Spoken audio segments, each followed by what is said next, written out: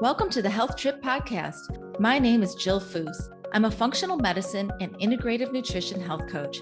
I created this podcast to bring you along as we travel down intriguing, science-packed roads, debunking old medical paradigms and perusing new innovative therapies and modalities with the finest functional medicine doctors, practitioners, and like-minded biohackers while living our best life.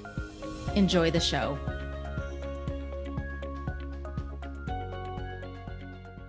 Hi, everyone, and welcome to another episode of the Health Trip Podcast. If you're experiencing hair loss, this episode is for you. I have suffered for over 20 years with on-again, off-again female pattern hair loss, or androgenetic alopecia. This type of hair loss in men and women is generally caused by hormonal changes, aging, and genetics. Hormonal changes in women could be triggered by using birth control, going through menopause, or taking hormone replacement therapy. In fact, most women experience hair loss during their menopausal years. The main difference between men and women with pattern hair loss is just that, the pattern in which hair is lost. For women, it results in a wider part down the middle, thinning around the crown and temples. For men, hair loss is more focused on a receding hairline that moves towards the back until bald. Either way, it's devastating. While some men rock a bald head and it's more socially acceptable, all women want full, lush, thick, and shiny hair all over their head. There are other forms of hair loss, including telogen effluvium, when significantly more hairs move from the growing phase to the shedding phase and can occur after a traumatic or stressful experience, such as going through a divorce, death of a loved one, massive weight loss from a diet, surgery, and childbirth. When my hair loss started over 27 years ago, it was during the decade I birthed 5 of my kids. If you're living with an autoimmune condition, you may also experience hair loss. If you're malnourished or undereating or lacking to consume enough protein, you may also experience hair loss. As you can see, there are many pathways that can lead to hair loss. My hair loss to hair growth journey has led me down a long path trying different protocols. What I've learned through my own experience and research is that there's no one-size-fits-all approach and that stacking multiple protocols is essential for healthy hair growth. I started a new stacked protocol about 9 months ago and have completely reversed my hair loss and now have my lush curls back with increased hair volume. Today, I have invited one of the country's top hair restoration experts to share with us the current science around hair loss and hair growth. Dr. Alan Bauman is a full-time board-certified hair restoration physician who's treated over 33,000 patients, has performed over 10,000 hair transplant procedures and over 10,000 PRPs since starting his medical hair loss practice, Bauman Medical, which started in 1997. Bauman Medical is a 12,000 square foot state-of-the-art hair hospital in downtown Boca Raton, Florida, located about a mile from the renowned Boca Resort and Club. Dr. Bauman is one of approximately only 200 physicians worldwide to achieve the certification from the esteemed American Board of Hair Restoration Surgery. Dr. Bauman is known for pioneering numerous technologies in the field of hair restoration, including minimally invasive FUE, or follicular unit extraction, VIP FUE, no shave hair transplant, low-level laser therapy, PRP platelet-rich plasma, PDO grow, eyelash transplants, and others. He is frequently invited faculty members and guest expert at numerous international scientific meetings and live surgery workshops and has been featured in hundreds of news stories in the media. You may have seen him on NBC Today, CBS, ABC, CNN, The Doctors, The Bald Truth, Bulletproof Radio with Dave Asprey are featured in Men's Health, GQ, Vogue, Harper's Bazaar, The New York Times, Oprah Magazine, and many more.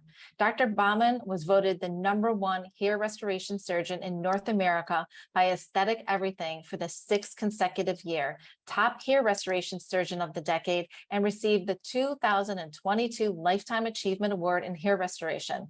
He was also recognized by Forbes as one of the 10 CEOs transforming healthcare in America. I have a little medical disclaimer before we go into the podcast. By listening to this podcast, you agree not to use this podcast as medical advice or for making any lifestyle changes to treat any medical condition in either yourself or others. Consult your own physician for any medical issues that you may be having. This entire disclaimer also applies to any of my guests on my podcast. So we are going to cover a lot right now. Sit back, be open-minded, Let's dive in. Hi, Dr. Bauman. Welcome to the Health Trip Podcast. I am so glad to have you here today. Hi, Jill. Thanks so much for having me. It's great to be here. Yeah, hair loss is a big problem right now. I'm seeing it more and more in my health coaching business. And I think with COVID over, people are having that delayed stress response. So I really wanted to bring you here for my community to just take away a bunch of nuggets to help themselves on their own hair growth journey. So again, thank you. But I want to start out with the hair follicle. Is the hair follicle an organ? Like, what exactly is this little thing deep down inside of our skin? Yeah. Well, of course, the hair follicle is like, the coolest organ in the entire body, right? But yes, no, it is an organ. It's a mini organ, actually. It's a skin appendage, which means just like a sweat gland, it lives in your skin. And you've got about 5 million of them all across your body. And, probably in the ancient days, that was to help keep us warm. But today, most of our body hair, thankfully, is not that visible. And the stuff that is visible is the stuff that's on the top of our head. And so we're born with about 150,000 hair follicles in a healthy head. And hopefully those are, living and growing, producing the hair fiber, which is dead tissue like keratin, kind of like your fingernail. And if the follicle is in the growth cycle, then it's producing that very thin, but yet resilient strand of hair. So and of course, those hairs make a very important impact emotionally, not just absolutely. on the observer, but also the owner, right? When you look Absolutely. I've been on my own hair loss and hair regrowth journey for 25 plus years since I started having my kids so long ago. And it's just been on again, off again. And it is so devastating. But why is the hair follicle so fragile? Why do we look at it as being so fragile? Yeah. And especially for women, and I'm so glad that we're talking about women's hair loss and that you brought up your own hair situation. But what I find in my practice is that female hair follicles are very, very sensitive. They're sensitive to a lot of different things. And not to say that men's follicles are not sensitive, they are, but in women, it seems like there's so many more triggers, both intrinsic and extrinsic, that could impact the function of these tiny mini organs that are in your scalp. So I guess the most important thing is to think about the follicle as a very highly metabolic cell population, number one. So when you have a cell population that's very highly metabolic, it's very responsive to so many different things, like your nutritional status, for example. If your nutritional status starts to change in some way, shape, or form, then your follicles immediately respond to that. And so the follicle becomes a very strong barometer of health and vitality, and of course, youth. And it's a very, very important signal, I think, to your general health. Because if your health starts to fail, most times, so does your hair. I love that you said that, because I say this one thing to my clients over and over again. You're really only as healthy as your mitochondria, because your mitochondria run the show. They're the engines of your body, and you don't need hair to survive. And your mitochondria are very smart. And so it is such a great barometer of your overall health and wellness, because it's signaling that there is an imbalance on some level in your mitochondria. And so we have to look at the lifestyle factors, which we're going to talk about in a little bit, but it's great. The other question I ask my clients is, how is your libido? Because to me, that's another huge marker for your overall health and wellness. Oh, absolutely. Absolutely. Well, think about it, because evolutionarily, you want to be attractive to a mate. So that's kind of important. And you also, the species wants to procreate. Now, whether we're ruled by our mitochondria or not is a subject of another podcast, probably, that we could debate. There's like 4 to 40 quadrillion of them hanging around inside of our body, and are we the carrier, or are we the master? Sometimes it's a little bit difficult to tell, but you're right. And so I think libido is important, because it's a strong barometer of, is everything A-okay? And, and fertility also, right? Because, you're evolutionarily, you kind of know if the species is in stress, maybe it's not such a good time to procreate. Right. Exactly. So the hair follicles come out of our scalp. So I'd like to talk about scalp health for a little bit, because people are suffering with dandruff, or severe dandruff or psoriasis, eczema. There's all types Yeah. of things that could be going on with our scalp health. I'm so glad you brought that up because scalp health has been on my radar for like 2 decades. And in the early days of the practice, we didn't really know what to do for these folks who had inflammation, irritation, and so forth. And of course, my background is a surgeon, is as a surgeon, is to operate, right? And so the primary part of my practice is hair transplantation. And of course, we noticed that patients that had poor scalp health, they didn't recover as well in terms of speed and efficiency as those who had better scalp health, from the hair Mm, transplant. So I've right. always thought about that. But today we know just simple stuff like inflammation at the level of the scalp is no good, no bueno, as we say in South Florida, for hair follicle function. And that's one of the intrinsic factors that can really dysregulate the hair. So if you have a little bit of, dandruff on your shoulder or, a little bit of itchy scalp, you need to pay attention to that because as the environment of the follicles becomes dysregulated, then so does the function of the follicle and the production of the hair certainly can suffer. So how important is the shampoo and conditioners that we're buying? How important is that to our hair growth?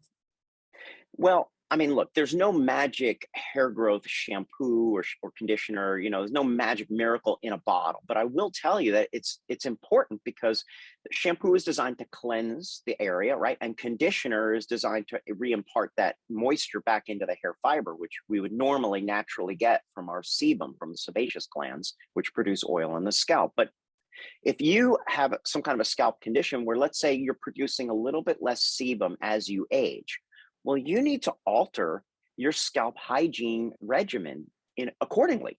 Just like the skin on your face and other parts of your body, it changes with time. We don't produce as much oil usually as we age. And so you wouldn't treat your skin the same way as you did when you were a teenager, as you do Right. now in middle age. And your scalp should be no different. So one of the things that I have in my practice is a full trichology lab. And we call it Salon B for Bauman, right, at Bauman Medical. But Mhm. the trichology lab is staffed with a certified trichologist and a hair coach. And I've got an esthetician and their assistant who's a hair replacement person. But basically, the trichology lab is to figure out what's going on with the health of your scalp. So we Mm, do scalp measurements. We do a pH level, a moisture level, a sebum level. We assess the scalp for signs of inflammation, irritation, bacterial overgrowth, because microorganisms can become dysregulated in terms of their quantity and ratios as well, just like in our gut, that can happen on the scalp as well.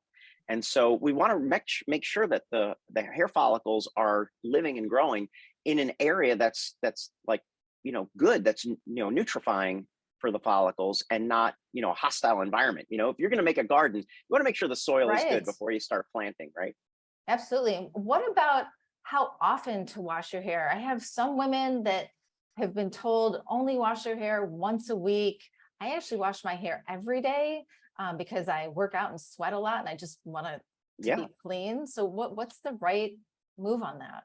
Yeah, so exactly what I was just saying. Scalp hygiene is going to be different and individualized to each Mm, person. So if your lifestyle is outside, outdoor, running, sweating, athletic or sports or something like that, or you're in a dirty job or something like that where there's dust and grime, then you're going to need to shower shampoo more often and you're going to have to use the correct shampoo and conditioner mhm. for frequent use so that you don't strip the scalp and it becomes untenable and inflamed.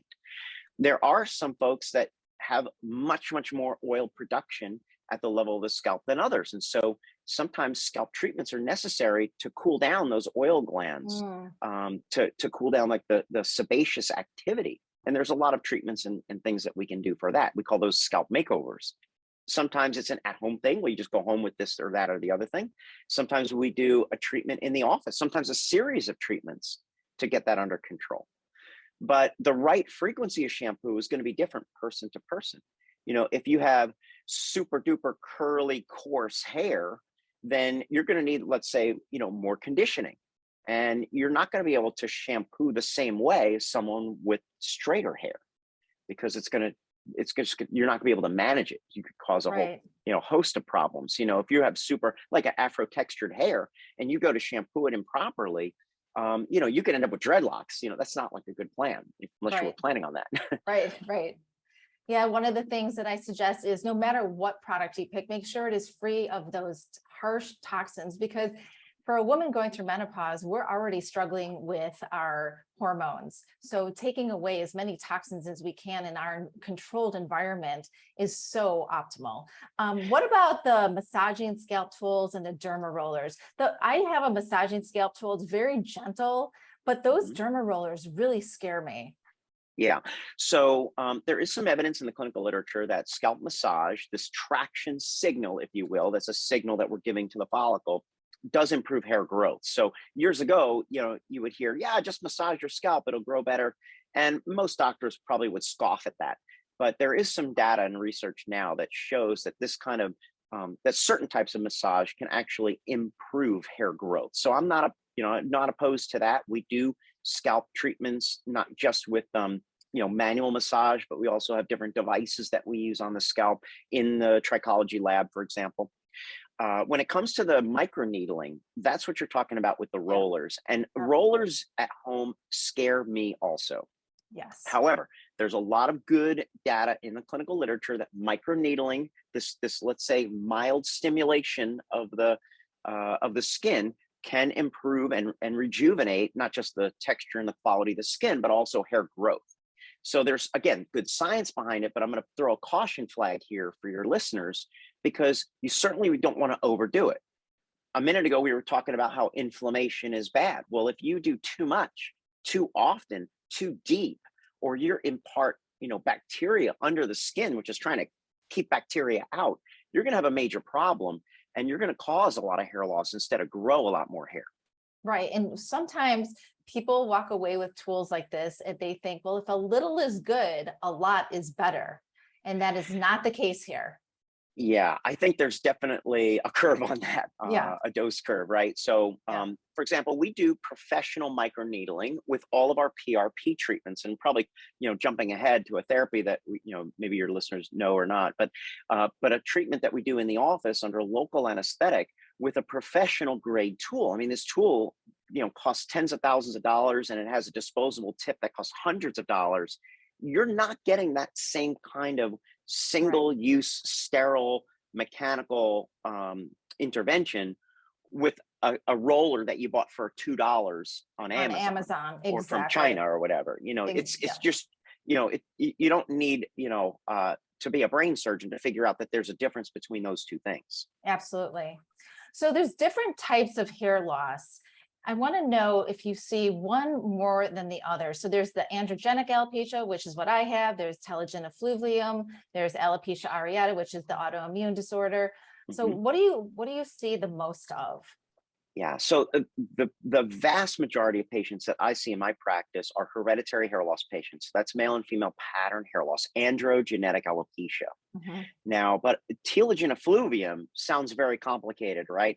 But telogen effluvium just means shedding. So that's kind of like a general term, like vertigo. Like if your doctor diagnoses you with vertigo, you'd be like, well, yeah, but why do I have vertigo? So oftentimes dermatologists will say, yes, you have telogen effluvium. You have this, aggressive shedding phase, but they never dig any deeper and to try to figure out why. So that's where the functional part or holistic part of what the practice comes in to try to figure out what is the cause and what are the influences and what are the risks of your either lifestyle, behavior, medication, regimen, whatever it might be. Genetics is affecting your hair. So do women have it one way more than men or vice versa? Do you see any difference in Oh, genders? well, yeah. So androgenetic alopecia is the term for hereditary male or female pattern hair loss. But the thing is that they look completely different. Male Hmm. pattern hair loss is easy to see. You see the receding hairline right away, maybe some thinning in the crown. And of course, it could meet all in the middle.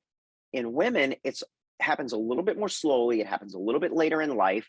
And women typically maintain the hairline, but they lose density in the frontal zone. And oftentimes they'll notice that just the volume of hair is changing, or they're Yeah. seeing a little bit more scalp shining through. It's more of a diffuse loss of hair.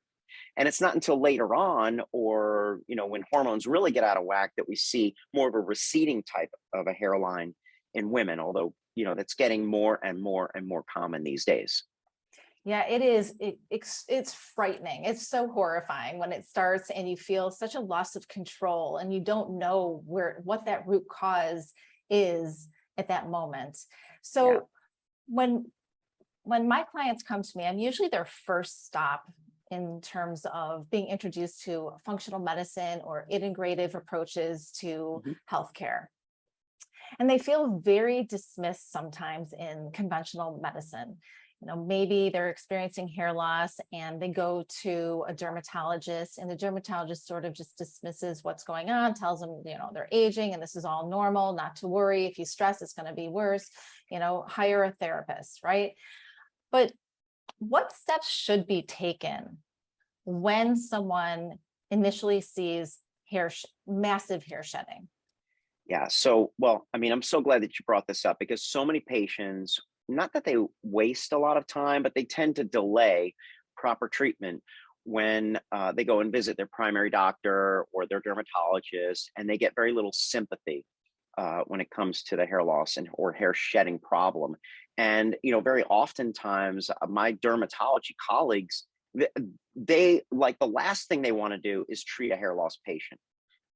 Whereas, in a hair restoration physician practice, that's what we're geared to do. We're going to spend an hour with every patient, no matter what, digging into the history, the physical, digging into all of these other factors. So, yeah, unfortunately, that's happening out there. And I don't think that's going to change anytime soon. But the first thing you need to do is, if you think that you have a hair loss problem, is you need to get advice from the correct person. So if you spend a year going to your hairstylist saying, hey, is it shedding, or does it look different? Or you go to your, OBGYN, hey, do you think we should do some blood work?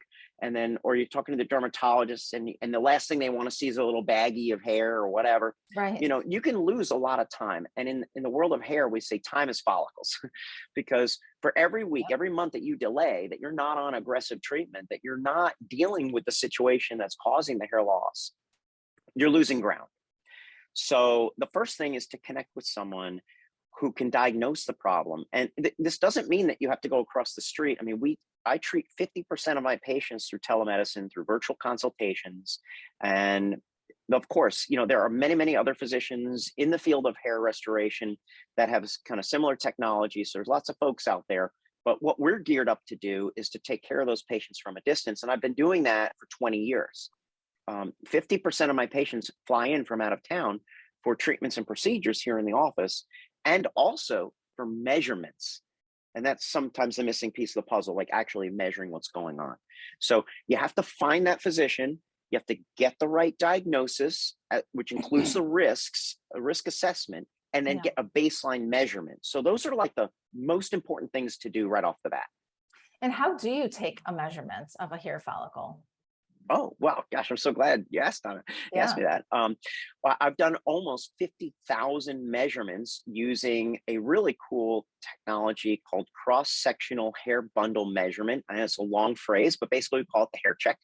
A hair check is an electronic caliper, and it comes in two pieces. One piece allows us to go back to the same areas on the scalp again and again, kind of like it's like a stereotactic tool, if you know what that is. It basically measures a certain distance from the bridge of the nose every Mhm. time, the same amount. And then we bundle a 2 by 2 centimeter square of hair and measure that bundle.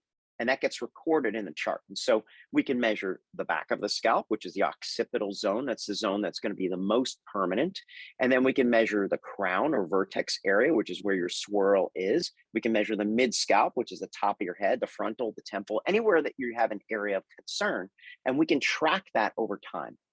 But the cool thing is there's a lot of new technologies. Like I have an AI powered microscope now. I have these things that do virtual tattoos, which line up the hairs without having to shave any zones. So there's so many new measurement tools that are out there. But the hair check is the one, that we started with well over 15 years ago. And every single patient's going to get that measurement every single time they come into the office. Yeah, that is so cool. I listened to a podcast with you a while ago, And you were talking about that. And I thought that was, I was wishing that I lived near you so I could go get that done, but I'm all the way up here in Chicago. But I know people do fly in to see you. You could be here and home for dinner in the same day, but Chicago. That's So true. don't worry, you could, I mean, it's time and resources, of course, and not Yeah. everyone can do that. But we can also help. We can help you find someone in your local area who can do a measurement. I've trained many hairstylists, nurses, PAs, medical assistants, you name it. I've taught them how to use the hair check tool Oh, through that's my hair great. coaching program. So I have a hair coach program, a certification program, that we could find someone perhaps in your neck of the woods who could do the measurements for you over time. But how often do you have to take those measurements? Is it like 3 months, 6 months? Hair So takes that's a long time yeah. to grow. So hair grows about 1/3 of a millimeter a day, right? That's the stubble on your leg, right? Or on your beard. And it grows, so that would be about 1/4 to a 1/2 inch a month, about 1 centimeter or so.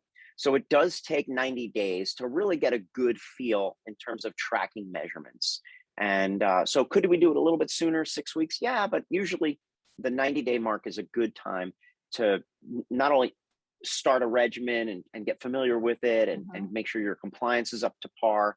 90 days is a good amount of hair to grow to track with the hair check tool. At least that's what I found. So patients who live around the corner, sure, they're going to come in every 3 months. If you're in from a distance, maybe twice a year is kind of what we would recommend. Yeah. So a few minutes ago, you were talking about how time is of the essence. And how long does it take for a hair follicle to permanently die? Mm. So a lot of people feel like when they see that hair shedding, sometimes through a stressful situation or shock to the system, whether it be a fever or an injury or a stressful time or even jet lag, sometimes that oh my God, the follicle's dead. Well, no, that really is not the case. So hair follicles often, they do take some time to cycle down, so to speak. So the miniaturization of the hair follicle, if we're talking about hereditary hair loss, is something that actually gradually happens with each successive cycle. So, but what we don't want to happen is follicles that are already impaired and weakened, then to kind of be pushed over the cliff, if you will, in terms of their death or destruction or irreversible damage. So you may already have hairs that are weakening by the time you get to middle age. And then you undergo this stressful time with psychological, physiological, whatever, or a medication or something else that's happening or experience. And some follicles, may not return to normal after that situation. And COVID is a great example of that, I think. So So if someone waits like 10 years to finally make a move and see somebody, maybe, there's a lot of people out there who just ignore their health. And, yeah. Some people, I've had some women come to me and they've just wasted 10 years and then finally decided to do something about it. Is that too late?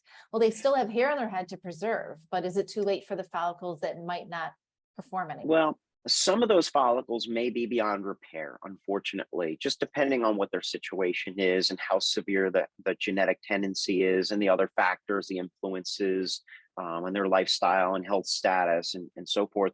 But the good news is that, yeah, even if you have delayed or denied that it's been happening, there's always something we can do to keep the existing hair from getting worse. And so protect and preserve is a big part of what we do in the practice. And, there are many treatment modalities, a lot of interventions that we do that are designed to kind of give life support to the follicles so that they will stay living and growing for a lot longer. And it could be non-chemical, it could be nutraceutical, it could be, photobiomodulation or light therapy. It could be regenerative medicine technologies, before we get down the road to a hair transplant. For some, transplants are necessary, and that's just the way it's going to be. A woman with a receding hairline that's very deep or high, she may need a hair transplant, but don't give up on the other hairs. That's, we've got to Right. get action going to preserve Right. the rest. Exactly. So this is a great spot in the podcast to talk about all these different treatment options because there are so many out there. And in preparation for this podcast, I actually went on Amazon and just started putting in the search bar many different things because I know there's a bunch of junk out there, but I wanted to just take a peek at everything. And there is so much junk out there. It is incredible. And it is very misleading. And people who don't know who to go to or don't have an outlet to seek, this is where they go. And so there's topical, oral, serums, red light therapy, PRP injections, peptides. But on Amazon, there's also a whole slew of hair vitamins and gummies and all this other stuff. So let's just start with let's start with the one level and just go up from there. Sure. So, I mean, I think of things in terms of like foundational, right? So we already talked a little bit about how important nutrition is. And I think everybody realizes that if you're, let's just say, protein deficient, you're not going to grow hair. Hair is keratin, which is a protein. So if you're not well nourished, your nails are going to be more brittle and your hair is not going to grow well. So it makes sense that nutrition is important. But I think what people fail to realize is that there's no like miracle in that gummy vitamin biotin. I mean, I happen to like biotin for my patients. I have a certain dose that I recommend. I've tracked patients who are on high dose biotin, which is a very safe thing to be on. It's water soluble and so forth. So I know that it works. Sometimes it gets poo-pooed by doctors in the industry, but certainly biotin is not going to rejuvenate a follicle that's severely damaged. And, that's not like going to be your miracle cure. But let's just say nutrition is kind of foundational, much like hair care, as we said, to keep the scalp healthy. The hygiene of the scalp is really, really important. And so, I think in the world of Amazon, what you get is this like reverse lens. So you get, like this magnification of like, oh, you've got hair growth shampoos and hair growth vitamins. And it's really, those things are so minor because you don't have any perspective. They just look like, oh, that's the only thing that everybody is on. Right. So from a physician's point of view, what I would say, I like good nutrition and we can guide you on that. And there's different supplements. Some of them are like offensive and some of them are defensive, just to kind of categorize them, right? So like I have nutritional supplements like multivitamins and biotin, collagen replacement, things like that. Those are more offensive. And then there's defensive nutraceuticals that can block or decrease inflammation in the body, make you more resilient to stress and cortisol, things that can protect your microbiome, improve your nutritional status just by changing the composition of your gut bacteria, things like that. So those are offensive and defensive items in the nutritional realm. And then, as we said before, making sure that the scalp health is on point and not disrupting what we're trying to do in terms of really, truly hair growth treatments. So that would be the next category, right? So the true hair growth treatments come in a few varieties. That comes in red light therapy. Those are, we have FDA cleared devices specifically for hair growth and healing.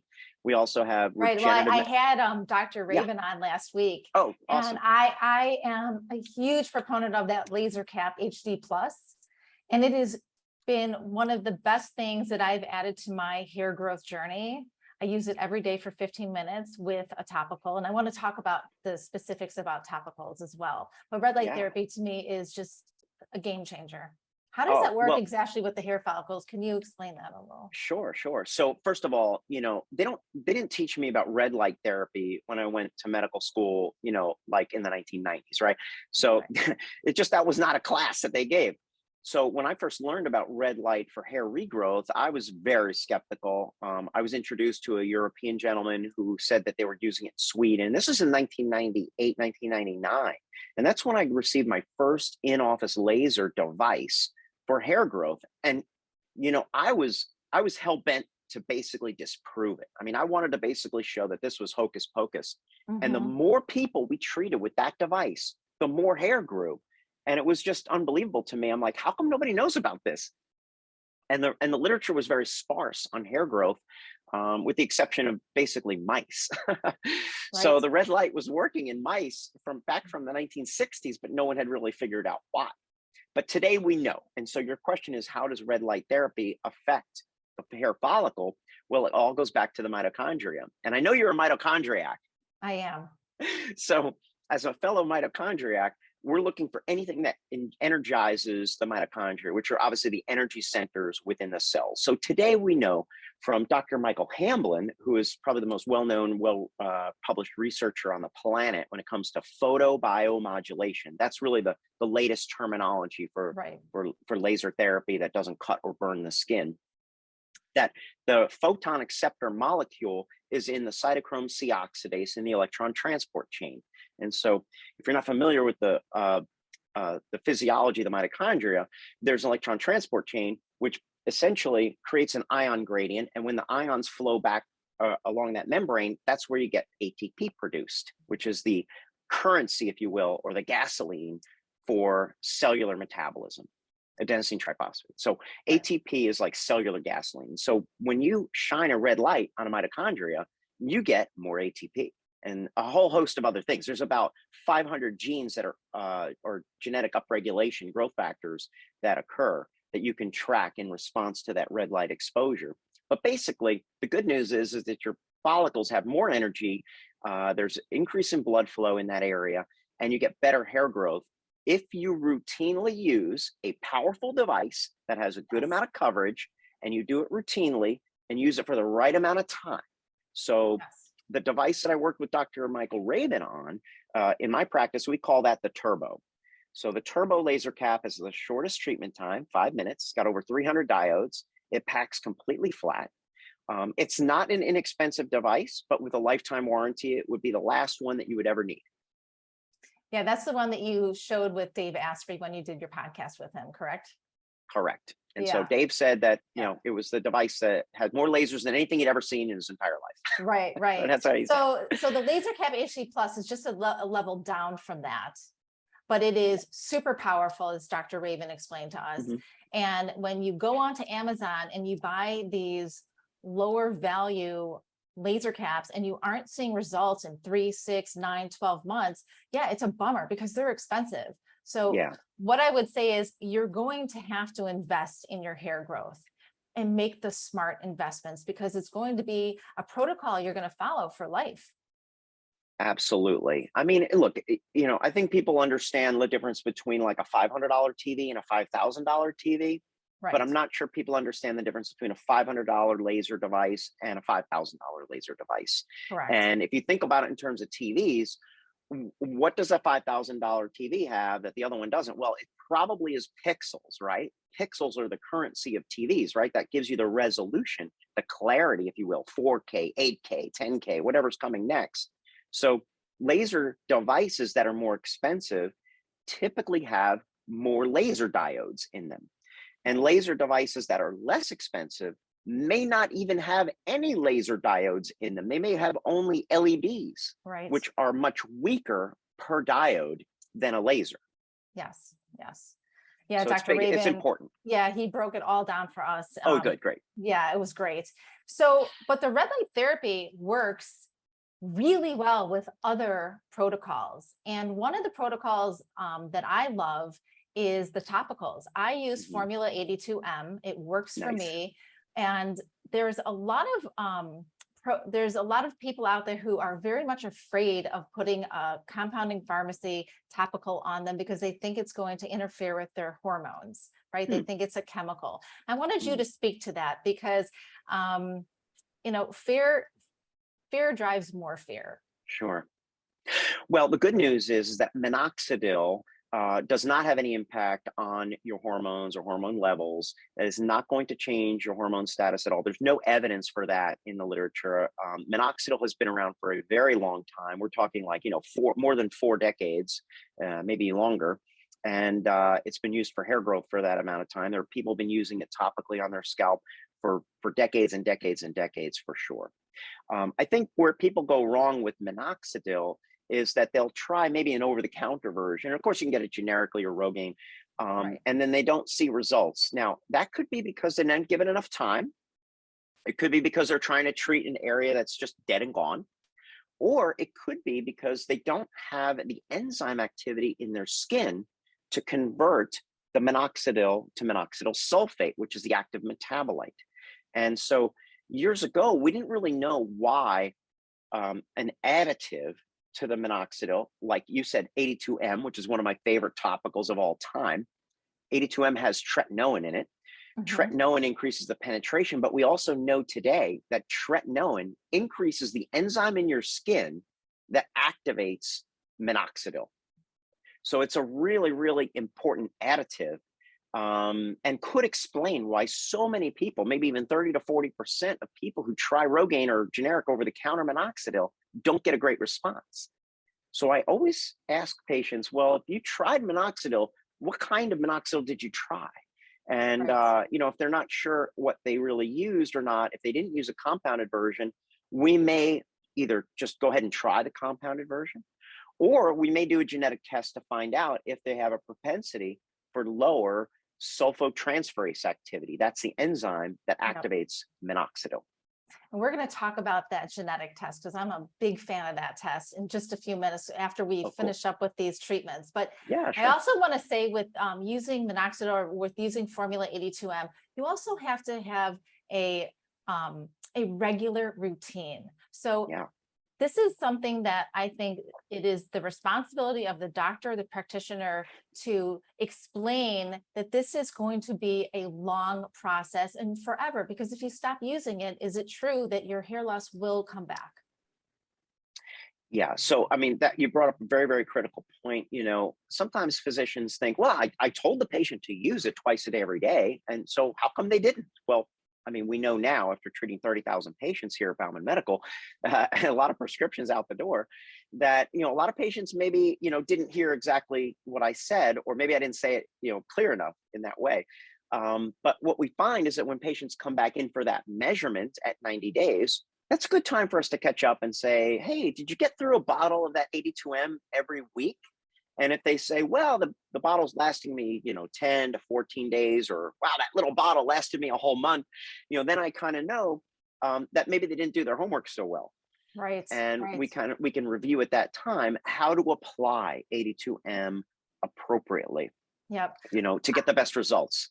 Yeah, I would say Twice a day, please. totally. 5 years ago, when I was given it by my functional medicine doctor, Uh, I was told to use it just once a day. And after using it once a day and only 10 drops, I saw nothing in 3 months. And so I quit. And so what happened? mm, My hair started shedding again. And I waited 4 years. And about 9 months ago is when I decided to really hone in on stacking different protocols to have my hair grow back in a healthy way, and recommitted. And I am very compliant when it comes to yeah. following everything. And that is crucial. Know how to use it and commit to it, or don't start. Yeah, that's certainly true, because if you're doing it kind of halfway and then you stop, you may not even realize the benefit that you were getting, even though it was just kind of maintaining things. You didn't see some amazing regrowth at that low level. But as you said, when you stop the medication, remember, minoxidil is a potent anagen promoting agent. Anagen is the growth phase of the hair follicle. And so you're going to prolong that anagen, make it grow thicker, longer, stronger. Hopefully, over time, the follicle is going to stay in anagen. But if you stop the minoxidil, then the follicles that would normally go into a resting phase are going to do so. And they're going to do so pretty quickly. And then within about a month or so, you're going to start to see some shedding. Yeah. And Oh, the also, other thing is that shedding, people are afraid of shedding from starting minoxidil too. I mean, if you yes. start a powerful treatment, laser included, PRP included, certainly a powerful minoxidil can sometimes trigger a short-term shed in the very beginning of the growth. So the Yes. first month or so, maybe 6 weeks, you can see a little bit of shedding as those new hairs are pushing out the old ones. But in the long run, 3, 4 months later, that's where you're going to really be able to measure some nice improvements. And so the amount of shedding initially with minoxidil or laser usually is proportional with the growth that you're going to see later on. You just Yes. got to And stick with it. Don't give up.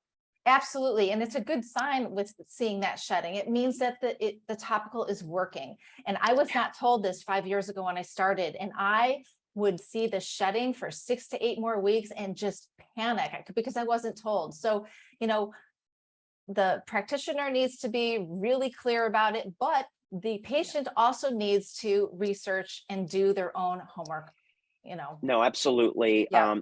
That's obviously now is the time for Yeah. for patients to be their own advocate. We say this Yes. again and again in personalized precision medicine.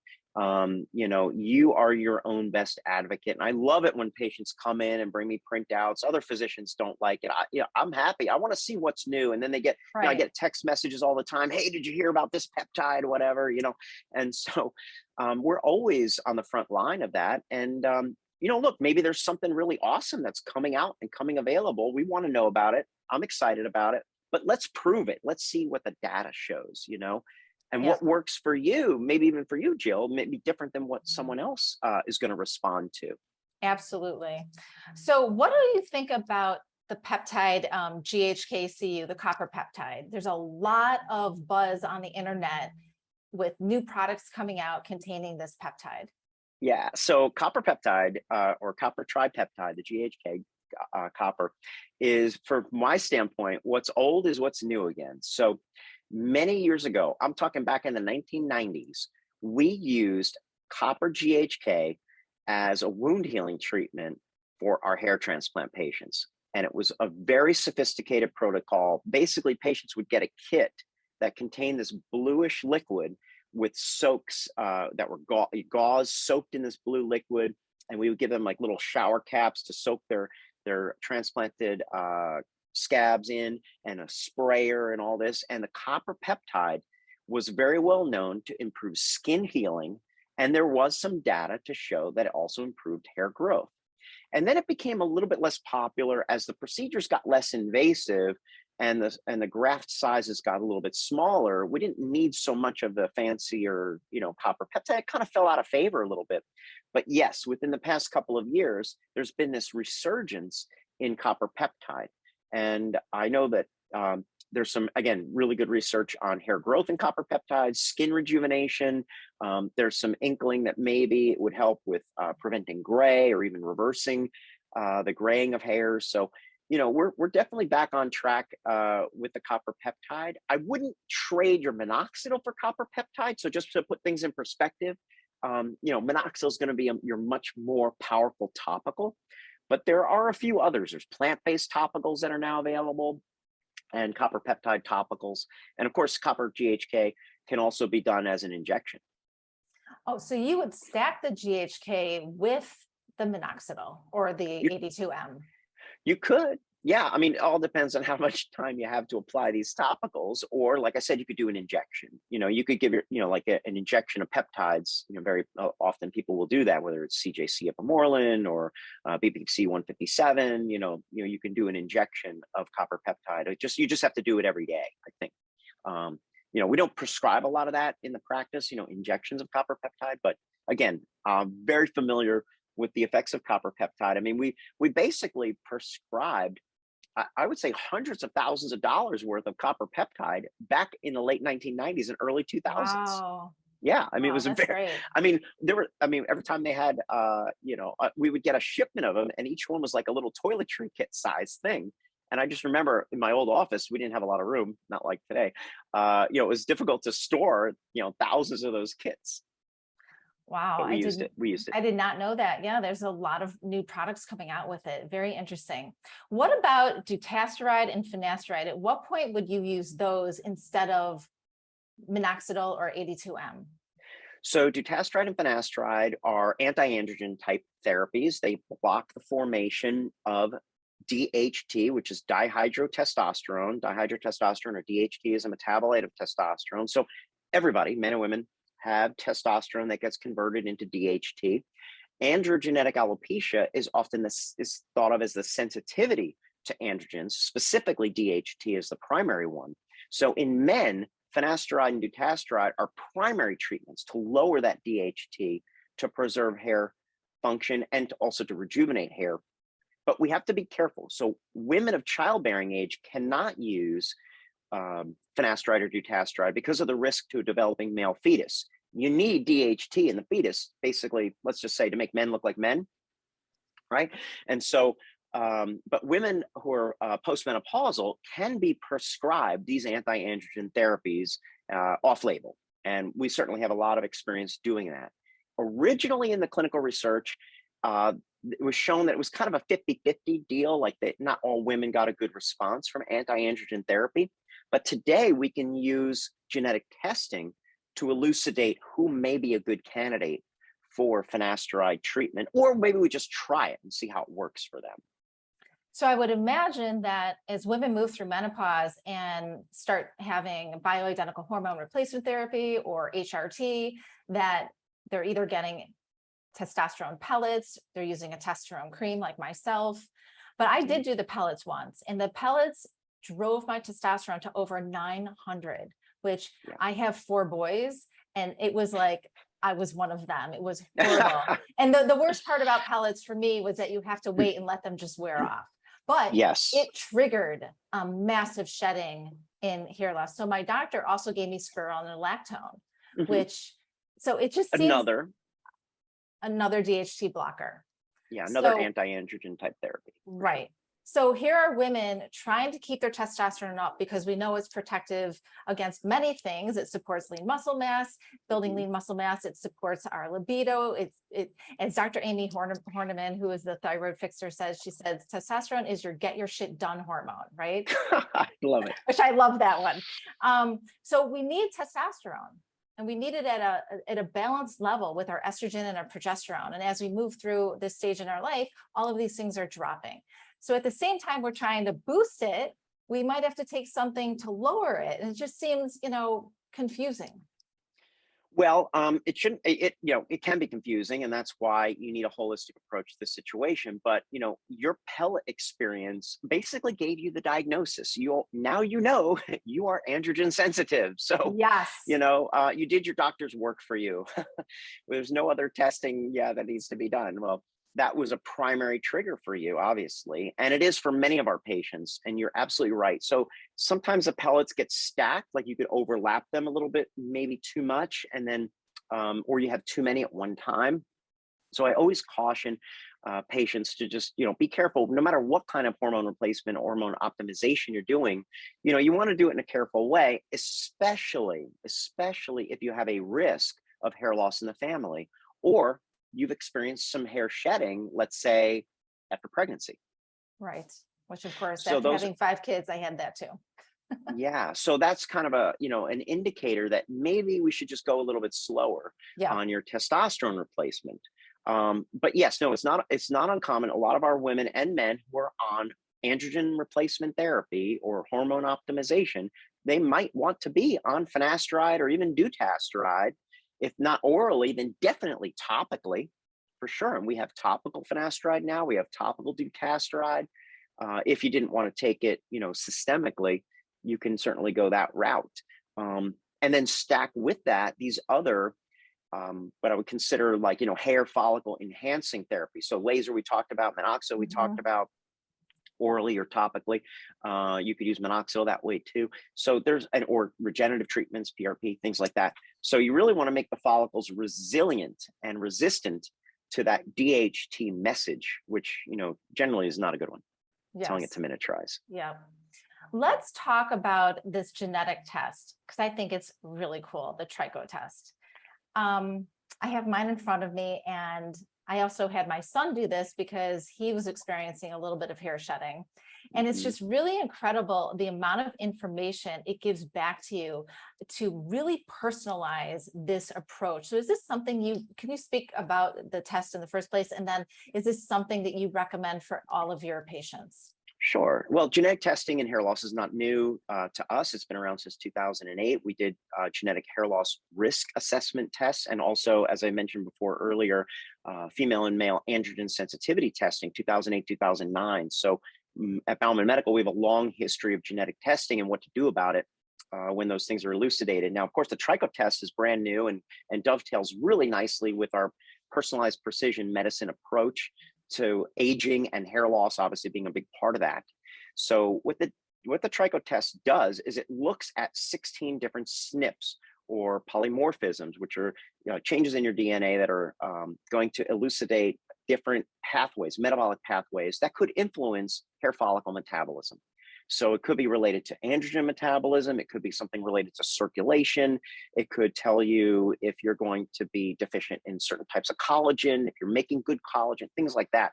And so it's not the definitive answer, because obviously epigenetic stuff goes on top of that, right? The things that we do in our lifestyle, our, toxin exposure, our habits, sleep cycles, and things like that. But what it can tell you is, as we talked about before, for example, low sulfotransferase activity. So that could be identified in the tricho test, and other pathways of metabolism, like I said, circulation. So if you're prone to have kind of vasoconstrictive issues, and obviously that would relate to hypertension and low blood flow to the skin, that could be evaluated by the tricho test as well. And therefore, we would want to maybe try to enhance circulation in a number of different ways, maybe with minoxidil, maybe with red light, maybe with nitric oxide supplements, things like that. So there's a lot of information to be learned. And the reason why that's important is because it gives us a shortcut to a stronger treatment regimen that maybe would be a little off the beaten path for most people, because most people are not thinking about what kind of compounded pharmaceutical do I need for my hair. Most people are thinking about, like, what's in the supermarket shelf that's going to help me. And so this will create that shortcut to a more effective treatment in less time that's going to get a better result. And so when you compound the time and the follicles, that you get a better result in the long run. And also you're going to save money. Exactly. So what's better than that? A couple of $100 for a one-time test that you never, ever have to repeat again. I think it's a good investment for the vast majority of patients. And obviously you can get it on the e-store, at baumanmedical.com. Just click shop and search up tricho test, DNA.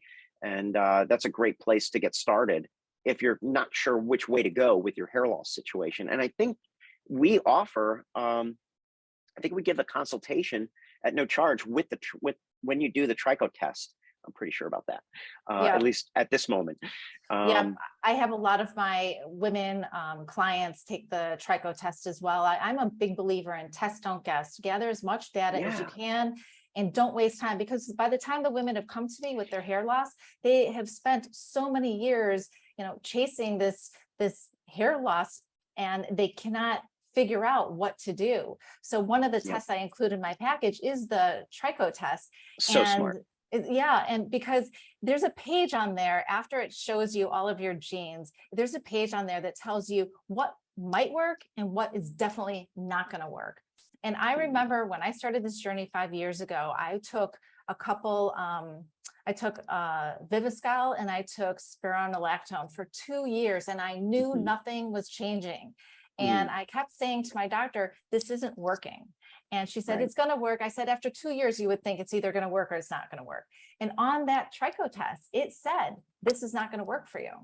And I thought that was just so pertinent. So you would have saved all that time and effort and energy. Now I will tell you that, the tricho test is just a guide. It's not, it's not law. I mean, it's just, it helps guide and prioritize. So, I have had some patients where the tricho test comes back that, let's say, even male patients, where it kind of dissuades them from using finasteride initially, so they may do some other things first and get an okay result.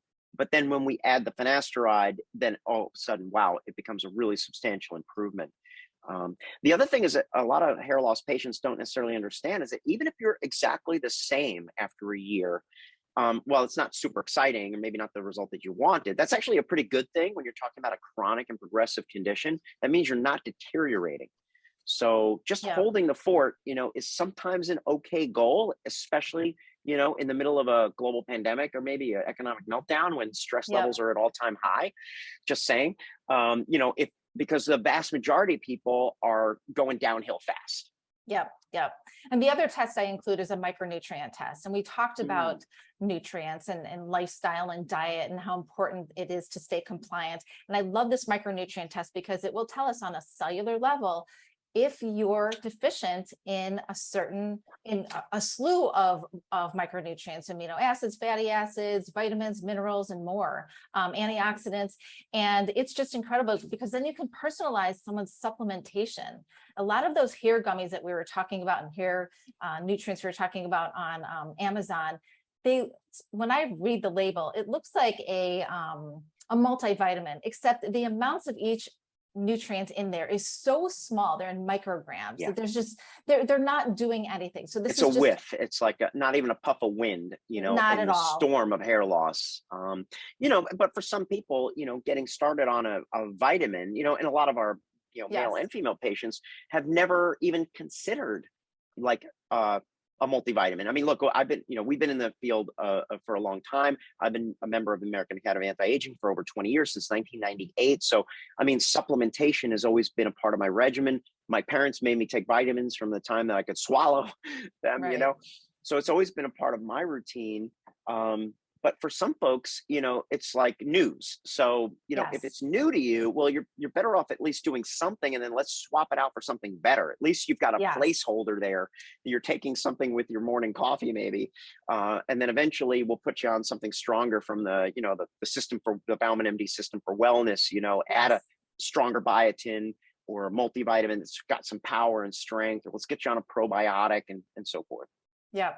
So we're coming to a close in a few, and I want to just talk about PRP and close up after that. PRP, and also the influence of exercise and stress on our hair follicles, because PRP is really cool. I did it twice, but tell me if, I want you to correct me here. I did it twice, 3 months apart, and there were exosomes mixed into it. It was very painful for me. And they had a red light lamp that I went under for 3 days each time I did the injections, and I saw no difference. And so I quit. This was about 5 years ago. So if I didn't see anything in like 3 months, 4 months, I quit. I'm a lot different now in terms of my last 9 months and being more compliant. Sure. But tell us about PRP and the pros and cons of it. Yeah, so I first got started with PRP back in the early 2000s, as we were looking for an adjunct to our hair transplant procedures to accelerate the wound healing. And PRP was very well known at that point as a skin treatment for healing wounds, like non-healing diabetic ulcers and things like that, and healing the wounds from surgery. So I was very interested in that. And then we found that PRP, platelet-rich plasma, was helping with hair growth. But here's what we've learned over the past 20 years of doing PRP and over 10,000, maybe 12,000 PRP treatments, is that now we know that there's a specific dose of platelet concentrate that needs to be created in the platelet-rich plasma. That's PRP, that's what it stands for, platelet-rich. And if you don't use a specific protocol to create the platelet-rich plasma, what you end up with is platelet-poor plasma, which doesn't do much of anything, unfortunately, except lubrication and hydration, and that's about it. So how did we know this? Well, we actually came across it by trial and error clinically, but then presentations from the orthopedic surgeons, and the orthopedic surgeons were way ahead of us, derms and hair transplant surgeons in terms of hair loss. In terms of PRP for hair loss, obviously, but they were doing it for improvements in joints and knees and trying to avoid knee replacement surgery, essentially. And what they figured out was that a certain dose of platelets, a certain concentration of platelets, was necessary for stem cell mobilization. And that was dose dependent. So the higher the dose of concentrated platelets, the more stem cell mobilization you got. And then there's also a very, very specific concentration of platelets that stimulates new blood vessel formation. But this was a different type of curve. This had a peak and then a trough. So what it means is that there's a sweet spot for maximum, what they say, new blood vessel formation, which is vascular neogenesis. And that concentration is 1.5 million platelets per microliter, or 1.5 billion platelets per cc or per milliliter. And that's the dosage that we use in a volume of 7.5 cc's with each treatment. If for some reason you come in and we do a platelet count on your whole blood, which we do every time to ensure that you are starting out with the right amount of platelets, if your platelets are very low, then we need to change our preparation protocol to make sure we hit those concentrations. And that's what's really delivered, one of the more powerful reasons why we delivered the results that we have with hair growth through PRP. Now, why would a doctor provide PRP without local anesthetic is beyond me. And I think it's barbaric, and I think it's terrible that they did that to you. No, I had local, it just didn't work. It was super painful. It was some kind of gel they rubbed on my head. Yeah, so PS, local anesthetic gel doesn't penetrate. And if it does, it takes 2 hours. So they should give you that at home, and then they should apply a local anesthetic block. So a local anesthetic block is either Septicaine, lidocaine, whatever, right in the skin that blocks every single nerve to the top of the scalp. And we can do that here in the practice in 6.5 minutes using a Pronox and vibration so you don't feel it. And then we can proceed with a 100% painless PRP.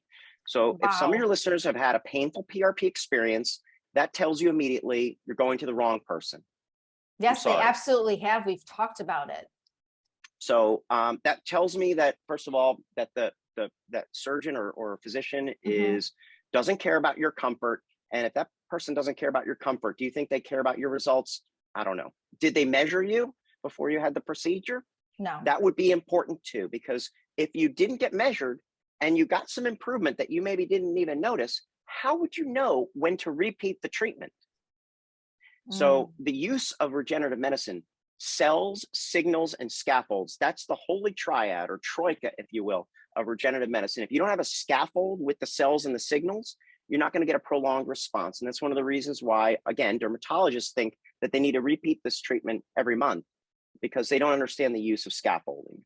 So when we use scaffolds, again, I presented that material back in the early 2010, 2011 to my colleagues. It showed that we got a prolonged effect from the PRP, that it lasted 10 to 14 months before we needed to repeat from a single treatment. Wow, that I have never heard. Yeah, now we do use red light before and after every procedure, we do. And even if you're post-op, you're pre-op, whatever, every time you come in, we use red light. We're going to use a painless local anesthetic process. We're going to create the correct dose, and we're going to measure you, because even though 90% of patients need to repeat treatment between 10 to 14 months, there are about 5% of patients that could last even up to 2 years with a single treatment, the way that we do it. And unfortunately, there are some patients that need it around 6 to 9 months to repeat it, depending on their risk factors and other influences on their hair. And of course, PRP could be enhanced with synthetic scaffolds today, like, for example, polydioxanone threads. We use that in combination in a treatment called PDO Grow. We can also use exosome therapy along with that. But remember that exosomes is just a general term. That's like saying, oh, I use pills or I use lotions. You need to know what's in your exosomes, how many, and what's the payload of protein and microRNA and cytokines and all the other things that are in there that are going to create skin rejuvenation, repair, and hair growth. And the source of your exosomes is really, really important. So exosome therapy, unfortunately has had a lot of bad actors, and that's why the FDA put so many warnings out as people ended up in the hospital from IV exosome therapy, unfortunately, 2 years ago. So, stay tuned. We've got some really exciting technologies coming. We've got a new therapy, which is transepidermal delivery without any injections whatsoever. We can use sound waves to penetrate the skin so that we don't need to use any local anesthetic whatsoever. And we've got some really powerful hair growth serums to apply during that treatment, which only takes about 15 minutes. No recovery, no downtime. Oh my goodness, so that's that some sounds pretty incredible. exciting stuff. That is very exciting. But look, if the follicles are dead and gone, then that's when you're going to need the latest and greatest minimally invasive hair transplant. So no scalpel, no stitch harvesting. We harvest the follicles from the back of the scalp. We do it for men, and a lot of women are good candidates for hair transplants today to restore those hairlines and to fill in the density between the hair that you have. And we don't have to shave your head or anything like that.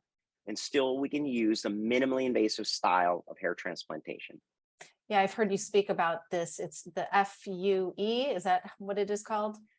Correct. So follicular unit extraction is the method, one of the methods I helped pioneer back in the early 2000s. We've done millions and millions, tens of millions of grafts that way to harvest the follicles without a scalpel, without stitches. So again, that's another way to tell if your surgeon is doing new technology or old technology.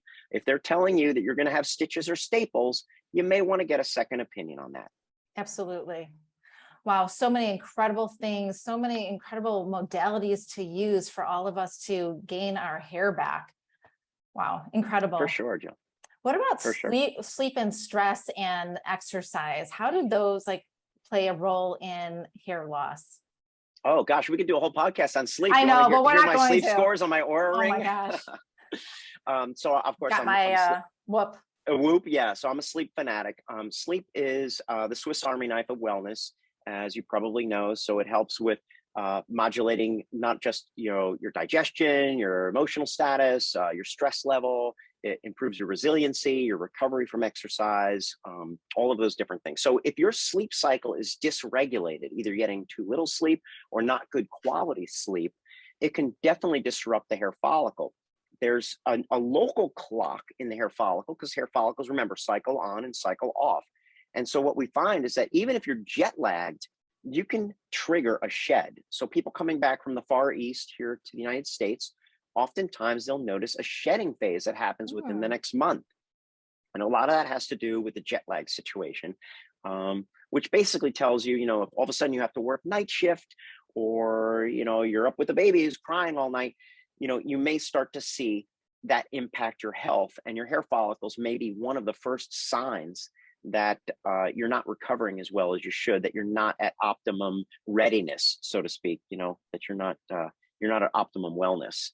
And so, yeah, getting good sleep is sometimes, as we age, especially, easier said than done. If you want a list of my sleep hacks, I can send them along. But no, we do spend a lot of time. Oh, if you have a list, definitely send them along. I'll put them in the show notes. Do you have okay. a formal, Yeah. do you have a formal list? Temperature control, blue light control, red goggles, melatonin. I've got a few others.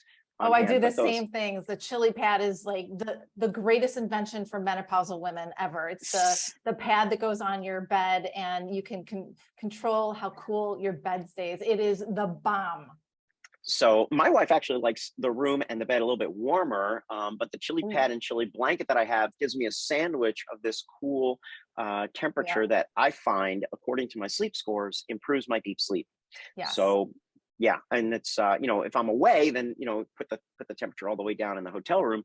But at home, I'm sandwiched between a 50-degree chili pad, chili blanket. Yeah. Oh, me too. Yeah. What about athletics and working out? And then we're going to wrap it up. I know we've had you here a long time, but a lot of women, especially going through menopause, they are working out because we're gaining weight around our midsection. Yeah. So here's the thing about exercise, right? I mean, there are issues if you overtrain. So if your joints are aching, your heart rate is elevated. If you have something to monitor that and it's not going down, you could be overtraining yourself, and that's not so good for any part of your wellness situation, obviously. But we also know that high athletic activity tends to boost up your natural testosterone and other hormone levels like growth hormone and things like that. And that's all fine and good, except when it comes to your hair. So you have to be careful. If you're doing a lot of resistance training, a lot of weight training, you could be increasing your testosterone levels, and that could translate into hair loss. So a lot of our professional athletes have that issue. Sometimes there's nutritional supplements that you may not realize that could also have that kind of an effect. Creatine is on my list of common offenders, especially amongst young athletes, male athletes. That's a common additive that they'll use because they can get it over the counter. They get it, in GNC. It's in the protein shakes and things like that.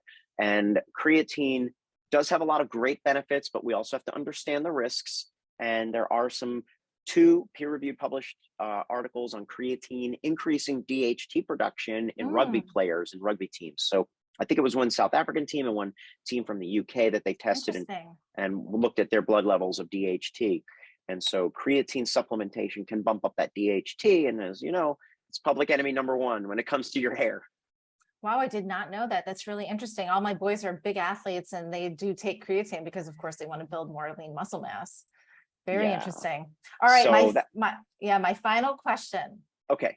What are 3 things our listeners can do today if they are experiencing hair loss? Yeah. So number one, don't panic. Okay. Because the panic is not going to be helpful. So it's no worries. We got this. As we mentioned earlier, most important thing is to get good advice.